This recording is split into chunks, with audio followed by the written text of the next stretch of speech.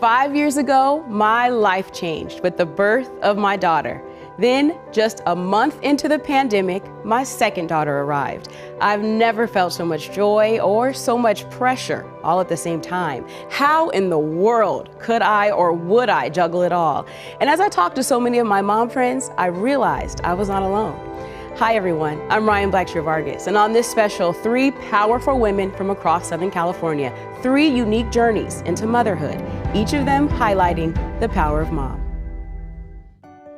Hi everyone, welcome to The Power of Mom, a very real and honest conversation about all the joys and the challenges of motherhood. Let's face it, it's not easy, but nothing is more fulfilling. And joining me are 3 powerful political mothers who serve our Southern California communities. We have Vilma Cuellar Stallings, who is the mayor of Paramount, former State Assembly member Autumn Burke, who represented the 62nd District. But we start with Jocelyn Yao. Jocelyn is a current city council member in the city of Eastvale. She made history as the youngest woman of color to become mayor of a California city. And as a single mom, she is constantly juggling time in council chambers and time at home. Here is her story.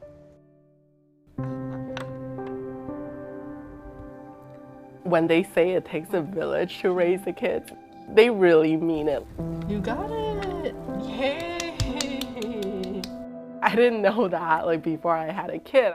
Good job. He's almost 2, but he actually still wakes up 4 times a night. Here, you want a strawberry? No, you're like, nope. Having to wake up constantly and then being at the council meetings until late night, I have no idea. Sometimes I don't even know how I do it. The exhaustion is real. Exhaustion is just one of the many challenges that mothers constantly battle. But for Jocelyn, it's just another hurdle to clear in a long line of adversity this single mom must endure.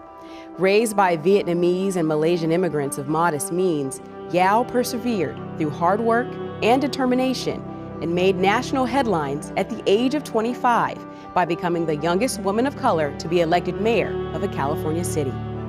Though politics were never her intent, making a positive change for her community was.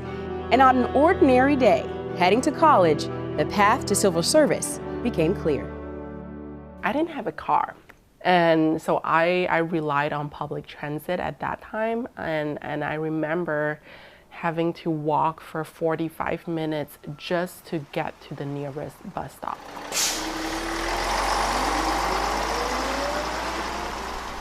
And then take a 2.5-hour bus ride just to get to Riverside City College. And I remember thinking, why is it that I have to walk for 45 minutes to the closest bus stop? Why is it that I have to take a 2.5-hour bus ride to take that one class? Who decides what classes to have? Who decides the bus route and all of that stuff? And so that's when I looked into it and I realized there are people who make these decisions that affect our daily lives. It was then and there that I told myself, I'm gonna come back and run for office. I was 24 when I found out I was pregnant.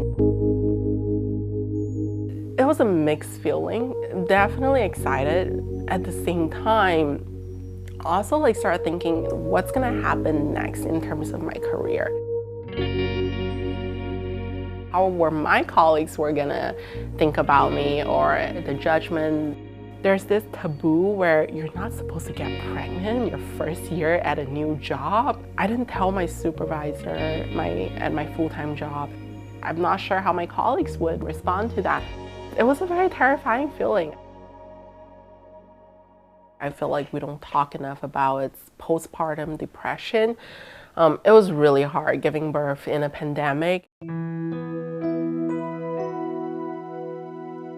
During my last trimester, I was all on my own. Being stuck at home was frankly very depressing, and I actually had to seek out therapy during that time. So it was very hard, very isolating to be stuck at home with a newborn who cried all the time.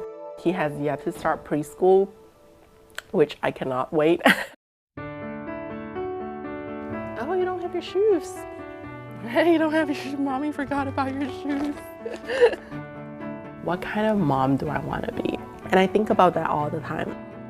I appreciate the fact that my mom was there for me. When I was little, she was there for me. When I was a rebellious teenager, she was there for me along the way. And that's what I want to be able to offer for Caden.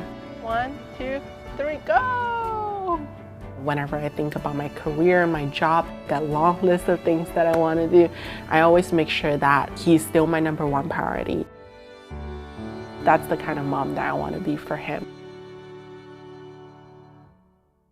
So thank you, Jocelyn, for sharing your experience with postpartum depression in particular. I mean, mental health, especially as you mentioned, you gave birth during the pandemic. You're also a single mom. How have you been able to maintain your mental health? How do you do it all and make sure that you are at peace with yourself? No, it's definitely a challenge, and we just talk about how, we need empathy for each other and be there for each other. It is very, very hard to be juggling everything. And I want to make sure that I'm there physically, mentally for Caden, being present. It's something that that's how I define success as a mom. There's constantly There's always, right? There's always a constant, a million things. And I love what you said about self-assessment, making sure that you're okay, checking with yourself, because we're always checking in on the kids, right? No, absolutely. Autumn, for you, how do you maintain your mental health? I don't know that I have. I don't know that I have. But, I think the councilwoman's right. I think taking the time to be present, to have that connection moment, not just with myself, but with my daughter, that feeds me as a mom and as a person. Vilma, I want to ask, do you feel like you were aware of this as you were raising your daughters? I would take my daughters for walks, and then I finally told my husband, I said, I need time for myself. So I would take the girls to the YMCA and have them have their little dance lessons and gymnastics. And then I would go take a dancercise class for my own self mentally. I needed my time. We're going to continue this conversation when we come back. Autumn talks about one of the toughest decisions she's ever had to make. It's something thousands of moms watching this show have also had to deal with during the pandemic. That's coming up on The Power of Mom. Welcome back to The Power of Mom, a look at motherhood through the eyes of 3 powerful moms in our community. Autumn Burke represented the 62nd District for 7 years. Then she became part of the Great Resignation when she handed in a letter signed by her and her daughter. She talks about it here for the first time. Autumn Burke was born into politics. Her mother, Yvonne Bradwaith Burke, was the first African-American woman elected to the California Assembly in 1966. A few years later, she would become the first African-American woman from California elected to Congress. And in 1973, she became the first Congresswoman to give birth and be granted maternity leave while serving in Congress. I absolutely did not want to follow in my mom's footsteps. I did everything in my power not to. I had a really successful business. I loved it. I enjoyed it. Some things, I guess, just become part of the fiber of who you are as you grow up, and no matter what you do, you end up following in the footsteps of those around you. One day I decided to think about running. People had come to me about the idea and the opportunity, but at that time I had been trying to get pregnant for about 10 years. I was married before and had tried with my husband and lost a baby. I was 6 months pregnant when I lost my first child, which was devastating. I took a rest for a little while, and then I started back on IVF and lost a few more babies along the way. I definitely wondered why it was so hard for me. I felt like I had done everything right in my life. I worked hard, I took good care of myself, I was healthy, I was spiritual. I felt like I had done everything right, and I felt gypped that I wasn't gonna be able to have a baby. I had just turned 40, and I thought to myself, if I'm not gonna have my own child, maybe I can take care of the children in my community, and I can find a way to do that. And so I pivoted. I stopped trying to have a baby, and I moved towards this new concept of being a caretaker of California's kids, especially in the 62nd. Eventually, I ended up actually having a surrogate to carry Isabella. She was about 5 months old when I was elected. And the beauty is that my daughter has the same experience, a similar experience that I've had. She knows what public service looks like. She knows the Capitol. She knows the people in the community. People have watched her grow up. And it's a beautiful thing. She's changed because of that. She likes going to give away toys and giving away her toys, which is even more important, that she wants to share her things, her life experience with the people around her. It's all part of the fact that I got the chance to take her on this journey with me. I like to give away some of my things because it would make other people happy. And I like to see other people happy. There are challenges to being an assemblywoman. Being a single mom, working in the assembly is physically challenging. You are in Sacramento 4 days a week, every week. My daughter flew back and forth with me doing that for 7 years. It's hard. It's such a worthwhile thing to do, to serve your community. But there does come a time where you look at your kid and she's not had you to herself ever for an entire day. That does start to wear not just on you, but the people around you. My family has been there for the last 7.5 years through this journey. It is not an easy journey. It takes time away from all of them. My family understands that better than any family and encourages it and believes in public service so much. But I can't imagine not being here with my family as my mom turns 90, as my dad turns 85, and as my child gets older. It just wasn't an option anymore. Not for me. When I chose to resign, I decided to sign both of our names to the letter. She has taken the blows just like I have. She has worked hard. She's missed out on some things, and she has served. And she's loved serving just like I did, but she deserved her name on that letter. She has earned it. That's just how I felt about it. Do you feel like she's at home more now? Yes. And how does that feel? Really good. I think I want to keep being the exact mom I've chosen to be, which is a mom that decided to choose her first.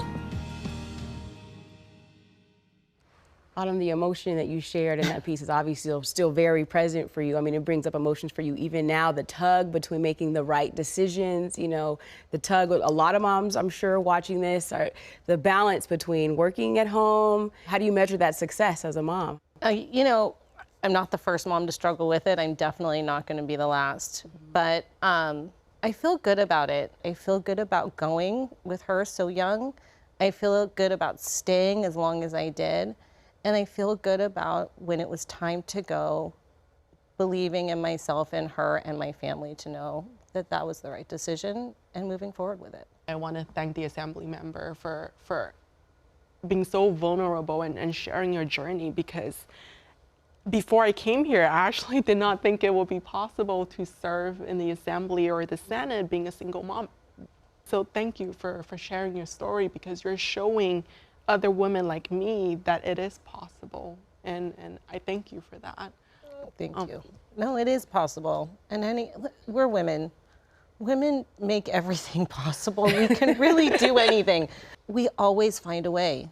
And Autumn, I just want to tell you, I admire you for being a single mom and the challenges you went through trying to give birth to a child. Here I was, a teenager, got pregnant, but my God, my heart goes out to you. Well, Vilma, save some of that because we're going to get to your story, okay? So coming up, when we come back, breaking the stigma of the words teenage mom, Vilma's journey from young mother to mayor of the city where she grew up. That's next on The Power of Mom. Welcome back to The Power of Mom. I'm Ryan Blackshear Vargas. Our next Power for Mom is the leader of the city of Paramount. Vilma Cuellar Stallings is a mayor and a member of the city's first all-female city council. She grew up in Paramount and graduated from high school as a new mom. Here's her story. It takes time, patience, and plenty of practice to earn the title Best Mom Ever. But for Vilma Cuellar Stallings, that time began early and unexpected. I was 15 when I became pregnant with Lisa. I knew that my responsibility was going to be my daughter, my child. It was scary. It was very scary. And my mom said, you have a big responsibility now. I'll help you, but you need to finish your education. It was a lot of struggles, but by the grace of God, we were able to make it. And I was able to graduate with my daughter in my arms. And I was very happy that my mom and my dad encouraged me to go back to school. And then that's when our lives started. I learned to be a mom. I learned to be a woman. I had to learn how to cook and face up to my responsibilities full time. I had my mom before. My mom would cook and help us out, but it was left up to me now. I had to be the mom. And being the mom meant becoming a wife to her husband, Danny, at the age of 16, and having another daughter, Trisha, just 3 years later. Vilma, guided by her faith, spent 30 years working with the Paramount School District before taking a step into public service. I was approached by a council member, and he said, I heard that you're running for city council. And I said, well, yeah, somebody told me I should consider it. But I'm praying about it. I'm trying to see what God has in mind for me. After that, I wasn't fearful. I was like, okay, let's go for it. I didn't realize how many residents that I knew. And some of my former students were now adults. And they were introducing me to their kids. To be embraced and to be accepted from the community and feel that love. I mean, I was like, okay, Lord, thank you. It's the right time. COVID hit, and I got a phone call from my daughter, and she goes, Mom, I need to talk to you. And I said, well, can you wait till I get off? She said, no, I can't. She was crying, and I didn't know why she was crying, so I started crying. And she told me she had breast cancer. And I was trying to get a flight out to Hawaii to see her. We couldn't get out. There was no way. Just feeling her pain from a distance. She goes, Mom, I just need one of your hugs. And I remember that when I became pregnant with her, I just wanted a hug from my mom. I wanted a hug for her acceptance, for her to just the love, just feeling the love. And I think that's what Trisha needed. She needed her moment. The things that she was going through and not be able to be there or make her caldo de pollo, which is chicken soup that my mom taught me. And I wanted to do it for her. But I wasn't there. But finally, the door opened and was able to go see her, and embrace her, and love on her, and spoil her, and see my grandsons. You love your kids unconditionally. You stand by them. You teach them your values and your morals. And even though I disappointed my mom, being a young mom and having a baby young, I think deep inside, she loved me. She cared. Because if she didn't love me and she didn't care, she wouldn't have helped me with my girls. And I hope and pray that my girls know that I love them. Vilma, I think watching your piece, what I think a lot of people can resonate there is like the warmth of a mother's hug and how much support you need from your mom during the tough moments. Talk to me about how you show unconditional love to your daughters and why that's so important. It's important to me because my mom and I had a mother and daughter relationship. I think I continue that with my girls. I only wanted the best for them. But my mom was constantly in our lives, and my mom wanted things to go her way. I told my girls, these are your children. You decide what you want to do with them. It's your life. My youngest daughter decided to homeschool her boys. It was kind of hard for me as a parent to bite my tongue. But it seems like you're teaching them that, you know, to be confident in their mothering skills and to say, I'm here to support you, but you know, you make the decisions, which is something that was different from what you had. We would be remiss to not say that Trisha's in remission now, right? Yes, so she's doing Trisha's in better. remission. Yes. I was able to finally interact with her a little bit. I am in awe of your story and watching the way that you, like I said, helping run the city and helping your daughter and your daughters and your granddaughters. It's important to say that because I think mothers don't always get the praise, right? I have the chills. I mean, I totally honor everything that you are working towards and working on. And as a single mom, I know the challenges you face, and you are doing it with grace and elegance. COVID changed how we look at everything and the challenges and how hard it is to be away from our families. And I can't begin to imagine, but what an amazing mother and mayor and everything that you have done, and done it with your kids first in mind and your grandkids first in mind. Well, I know there are so many who are going to be watching this and be inspired by your stories, and so we would love to hear from all of you and, you know, hear more about the power of moms that you know. So if you want to share any of your mom stories, tweet us at Spectrum News 1 SoCal and use the hashtag #ThePowerOfMom. Bye, everyone.